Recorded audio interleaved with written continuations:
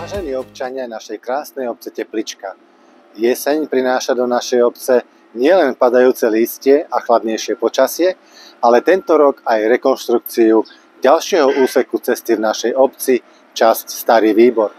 Pracovníci obecnej firmy T-Service Teplička SRO usilovne pripravili podklad cesty pre asfaltovanie úseku dlhého 130 metrov.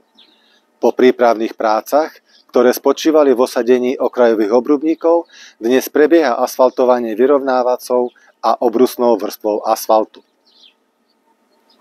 Rekonštrukcia tohto úseku cesty je priamo spojená s projektom sadových úprav a výstavby parku pri tejto miestnej komunikácii. Vďaka šikovným pracovníkom obecnej firmy bude v tejto časti obce zelený park s výsadbou zelene, okrasných stromov, oddychovými zónami s lavičkami, kvetinovou výzdobou a rekonštruovanou cestou. Cesty v obci využívajú všetci obyvatelia bez ohľadu spôsobu využitia. Rekonštrukcia a výstavba ciest v obci patrí medzi základné priority obce. Kvalita ciest a ich údržba odzrkadľuje kvalitu životnej úrovne v našej obci. Na obecnom úrade a v obecnej firme neustále hľadáme spôsob na ich rekonštrukciu, správu a výstavbu. V rozpočte obce a obecnej firmy zodpovedne hľadáme každé euro, aby sme ho mohli vynaložiť na základné potreby obce, medzi ktoré patria aj cesty v obci. V novodobej histórii obce od roku 1990 boli zrekonštruované cesty v dĺžke 3040 metrov. V roku 1995 bol zrekonštruovaný úsek hlavnej cesty v obci v dĺžke 700 metrov.